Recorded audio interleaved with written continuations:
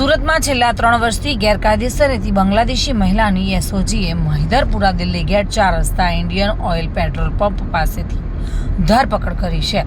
Special operation ગ્રુપની તપાસમાં મહિલાનું નામ રસીદા બેગમ જહાંગીર અલી શેખ હોવાનું સામે આવ્યું છે। આ પૂછપરછમાં મહિલાએ જણાવ્યું હતું કે 4 વર્ષ પહેલા બાંગ્લાદેશી એજન્ટ મારફત પશ્ચિમ બંગાળથી ભારતમાં આવી હતી અને આ મહિલાએ પોતાનું ખોટું નામ ધારણ કર્યું હતું અને ખોટા ડોક્યુમેન્ટો પણ બનાવ્યા હતા। સ્પેશિયલ ઓપરેશન ગ્રુપે સુરતમાં છેલ્લા 3 વર્ષથી રહેતી બાંગ્લાદેશી મહિલાની ધરપકડ કરી છે અને આ મહિલા 4 વર્ષ પહેલા બાંગ્લાદેશી એજન્ટને માત્ર ₹15,000 આપીને ભારતમાં પ્રવેશી હતી। 1 વર્ષ મુંબઈ રહ્યા બાદ તે છેલ્લા 3 વર્ષથી સુરતમાં સ્થાયી થઈ છે। સુરતમાં તેણે અલગ અલગ સ્પામાં નોકરી કરી હતી અને અહીંયા આવીને તેણે બોગસ ડોક્યુમેન્ટના આધારે આધાર કાર્ડ સહિતના પુરાવા પણ બનાવ્યા હતા।